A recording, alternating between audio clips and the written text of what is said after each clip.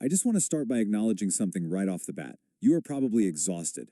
And I don't just mean physically exhausted from chasing them around all day, I mean deeply, deeply mentally fatigued. You are likely facing an absolute avalanche of questions every single day. You know the ones. Why is the sky blue? Or where do bugs sleep?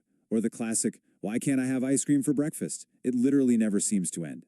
And let's be honest, it can feel completely overwhelming and maybe even a little annoying at times. But today, we are going to look at the fascinating science behind all that endless curiosity. We're going to focus heavily on what is actually happening inside your child's developing brain. Because I promise you, once you understand the hidden machinery behind their curiosity, it changes absolutely everything. 40,000. Yeah, let that sink in for a second. According to Harvard child psychologist Paul Harris, this staggering number represents the average amount of questions a single child asks between the ages of 2 and 5. 40,000. That breaks down to roughly 100 questions a day, just directed right at you. Honestly, when you see it quantified like that, it's absolutely no wonder you feel totally drained by bedtime, right? But here's the thing. They aren't just asking these to tire you out. There's a massive developmental engine running under the hood. Your child's mind isn't static. So we're going to trace the rapid evolution of how your toddler's brain works over just a few short years.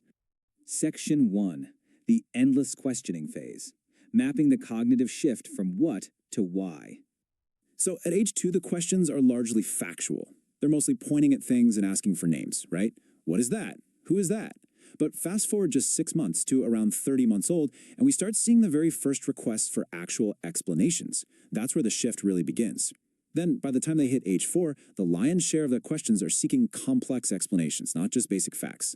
They've essentially moved from, what is that shiny thing, to how does that engine work, and why does it make that noise? Their questioning is evolving in sophistication right before your eyes. Now, you might be wondering, why is this happening so incredibly fast? Well, let's transition from the living room into the laboratory. Section 2. Inside the developing brain. The hidden neurological explosion. Using some really advanced brain scan technology over at the University of Washington, scientists can actually watch these connections forming in young brains. And what they found is just a total explosion of activity. Get this, a child's brain has roughly 1 quadrillion connections, or synapses, forming rapidly. Meanwhile, an adult brain has less than a third of that. Your kid's brain is literally working 3 times as hard as yours is. They are constantly connecting stimuli, thoughts, and brand new experiences. And as they make all those rapid-fire mental connections, they use questioning as their absolute best tool to seek more information and clarify exactly what it is they're processing. Which brings us to this really wonderful insight from children's neurologist Stuart Mostovsky. He says, and I quote, "They have not yet developed mental models to categorize things. Part of what they're doing when questioning is asking adults to help them put things in the proper file drawers of the brain." I just love that analogy. Think of your child's brain as this enormous room filled with thousands of empty file drawers. They are venturing out into the world, picking up thousands of new experiences every day, but nothing has a label on it yet. They simply don't have the mental models that you and I just take for granted. So what do? They ask you. They are desperately relying on you to hand them the right labels so they can file things away in the proper drawers. And formulating these questions, it's no easy feat. I want to prove to you that your toddler's question isn't just a random verbal reflex. It's actually a highly sophisticated cognitive achievement. Section 3. The anatomy of a question. A complex mental maneuver. Harvard's Paul Harris breaks down this logic beautifully for us. Every single time your child asks you a question, say they ask, "What's for dinner?" they are executing this incredible mental maneuver. Step 1. They have to possess the self-awareness to actually know that they have a gap in their knowledge. They know that they don't know. Step 2. They have to be able to conceive of multiple possible answers out there in the world. When they ask what's for dinner, their brain is actually imagining that it might be soup, or, hey, it might be pasta. If they couldn't imagine those different possibilities, they wouldn't even bother asking. And finally, step 3. They figure out an incredibly efficient way to fill that knowledge gap by targeting someone who probably holds the answer, which is you. So the next time you get hit with a rapid-fire question, just remember the sheer logic your toddler is executing in literal milliseconds. It's kind of amazing. And this builds perfectly into how we really should be viewing our kids during this phase. They are perfect explorers. Physicist Neil deGrasse Tyson likens young children to scientists, just turning over rocks and mashing things together to see what happens. And Paul Harris points out that they are also a lot like anthropologists. They don't just sit back and observe, they actively interview the locals, meaning the adults around them. Reframing your child not as a tiny pest, but as an active scientist and anthropologist trying to make sense of this massive, unlabeled world, well, it can give you a whole new level of patience. But look, I know exactly what you're thinking right now. Okay, that's great and all, but what about when they just ask why over and over and over again? Well, let's look at the science that completely debunks our biggest assumptions about this really frustrating behavior. Section 4. Why they keep asking. Breaking the endless why loop.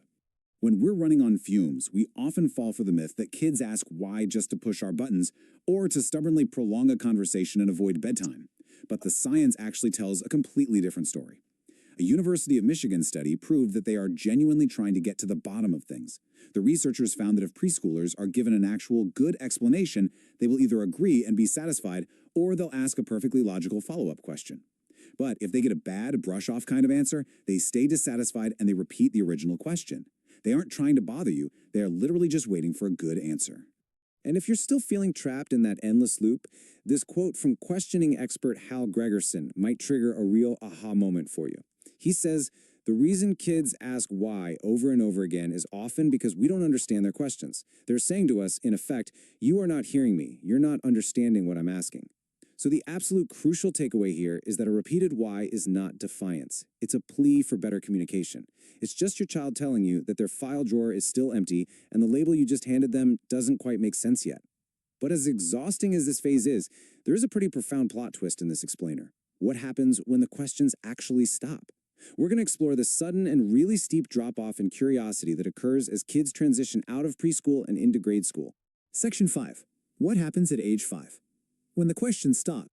First off, there is a totally natural biological component to this drop-off. Right around age 5, a process begins called synaptic pruning. This is a neurological process where the brain starts trimming back some of those 1 quadrillion neural connections that were expanding so wildly early on.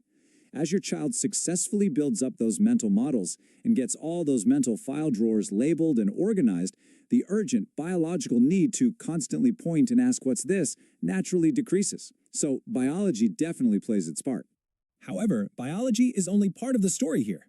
There are compounding environmental factors that are actively killing curiosity.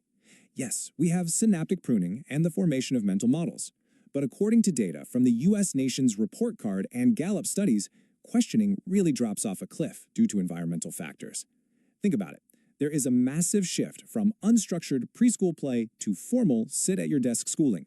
And suddenly, our education system heavily prioritizes having the right answers over asking good questions. Incorrect answers are suddenly penalized. Add in high-paced test prep, and suddenly there is just no time for a child's extraneous curiosity.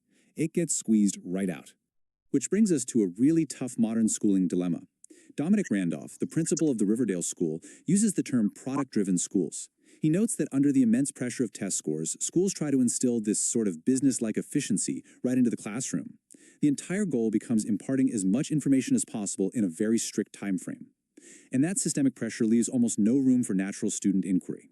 The little anthropologist and the little scientist we talked about earlier, they're essentially told to stop exploring the terrain and just memorize the map.